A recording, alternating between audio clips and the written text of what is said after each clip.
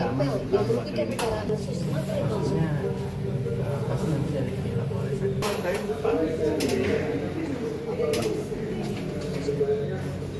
Tinggal doanya.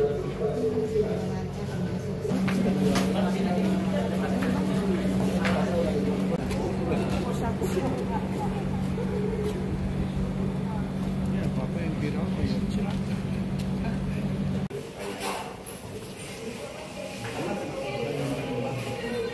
Jadi agenda kita tadi adalah berkaitan dengan surat yang sebelumnya kita kirimkan ke Polres Karawang terkait permohonan audiensi perihal kasus yang sedang kita tangani yang mana sebelumnya sempat tidak diterima atau ditolak laporannya oleh Polres. Nah, jadi tadi juga dihadiri oleh Pak Kasat Reskrim. Di sana kita menyampaikan kronologis kejadian dari awal mula sampai dengan ramainya pemberitaan tentang kasus kekerasan seksual ini.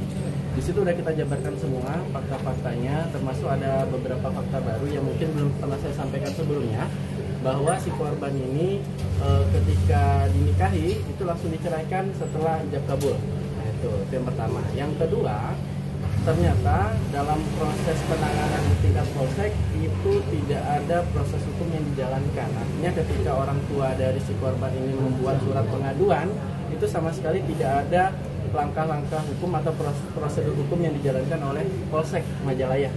Nah, artinya dari pihak polsek tidak ada tindakan hukum yang dilakukan. Dan bahkan si korban, klien kami, itu tidak pernah dimintai keterangan sama sekali oleh pihak Polsek Majalaya.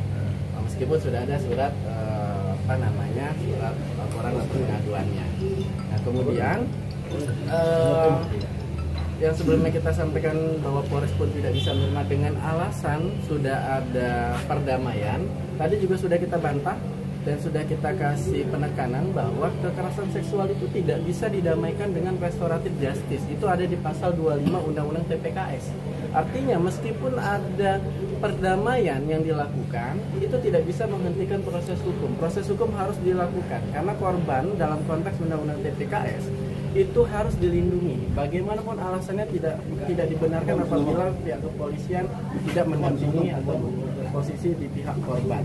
Artinya kita mendorong agar Polres Karawang juga memberikan atensi. Nah, cuman tadi ada bahasa juga dari Pak Kasat Reskrim bahwa akan ada pelimpahan perkara dari Polsek Majalaya ke Polres Karawang. Artinya perkara kita kemungkinan besar akan ditindaklanjuti oleh Polres Karawang. Itu kami apresiasi langkah dari Polres Karawang dan kami akan coba ikutin prosedurnya. Tuntutannya itu nanti gimana, Pak?